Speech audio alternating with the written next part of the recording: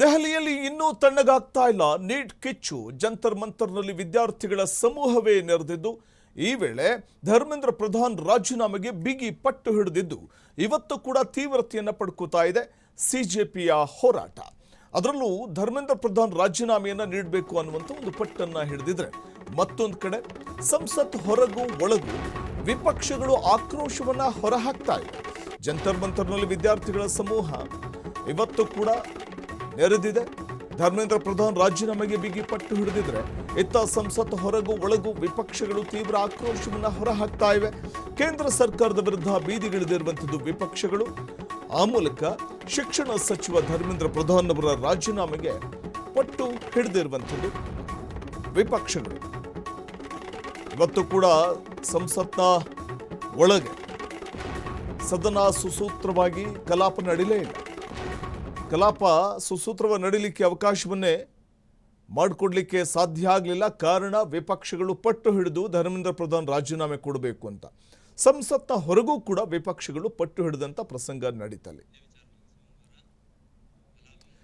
ಇನ್ನು ಯಾವಾಗ ಗದ್ದಲ ಕೋಲಾಹಲ ಶುರುವಾಯಿತೋ ಕಲಾಪ ಈ ವೇಳೆ ಅನಿವಾರ್ಯವಾಗಿ ಮುಂದೂಡಿಕೆ ಮಾಡಬೇಕಾದಂಥ ಒಂದು ಪರಿಸ್ಥಿತಿ ಕೂಡ ಬರುತ್ತೆ. ಹಾಗಾಗಿ ಸೋಮವಾರಕ್ಕೆ ಕಲಾಪವನ್ನು ಮುಂದೂಡಲಾಯಿತು. ಇನ್ನು ಸಂಸತ್ನ ಒಳಗೂ ಮತ್ತು ಹೊರಗೂ ವಿಪಕ್ಷಗಳು ಪ್ರೊಟೆಸ್ಟ್ ಮಾಡ್ತಾ ಇರುವಂಥದ್ದನ್ನು ಗಮನಿಸಬಹುದು. ಎಐಸಿಸಿ ಅಧ್ಯಕ್ಷ ಮಲ್ಲಿಕಾರ್ಜುನ್ ಖರ್ಗೆ ಅವರ ನೇತೃತ್ವದಲ್ಲಿ ಈ ವೇಳೆ ಸಂಸದೆ ಪ್ರಿಯಾಂಕಾ ವಾದ್ರಾ ಅವರು ಕೂಡ ಈ ವೇಳೆ ಈ ಪ್ರೊಟೆಸ್ಟ್ನಲ್ಲಿ ಭಾಗಿಯಾಗಿರುವಂಥದ್ದು ಕಾಣಬಹುದು. ಸಂಸತ್ನ ಹೊರಗೆ ಪ್ರೊಟೆಸ್ಟ್ನಲ್ಲಿ ಪ್ರತಿಭಟನೆಯಲ್ಲಿ ನಿರತರಾಗಿರುವಂಥದ್ದನ್ನು ಕಾಣಬಹುದಾಗಿದೆ ವಿಪಕ್ಷಗಳ ನಾಯಕರು.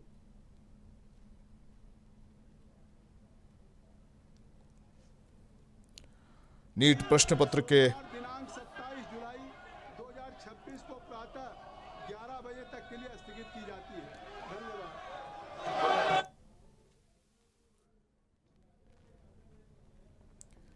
ಲೋಕಸಭೆಯಲ್ಲಿ ಗದ್ದಲ ಕೋಲಾಹಲ ಉಂಟಾಗಿದ್ದರಿಂದ ಕಲಾಪವನ್ನು ಸೋಮವಾರಕ್ಕೆ ಮುಂದೂಡಲಾಗಿದೆ.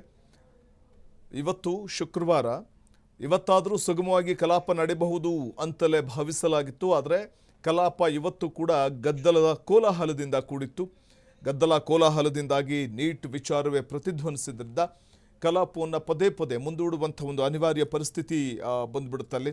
ಆದರೂ ಕೂಡ ವಿಪಕ್ಷಗಳು ತಮ್ಮ ಗದ್ದಲ ಕೋಲಾಹಲವನ್ನು ಮುಂದುವರಿಸಿದ್ರಿಂದ, ಧರ್ಮೇಂದ್ರ ಪ್ರಧಾನ್ ರಾಜೀನಾಮೆಗೆ ಒತ್ತಾಯಿಸಿದ್ರಿಂದ, ನೀಟ್ ಪರೀಕ್ಷೆ ಅಕ್ರಮದ ವಿಚಾರವೇ ಪ್ರತಿಧ್ವನಿಸಿದ್ರಿಂದ ಅನಿವಾರ್ಯವಾಗಿ ಕಲಾಪವನ್ನು ಸೋಮವಾರಕ್ಕೆ ಮುಂದೂಡಲಾಯಿತು.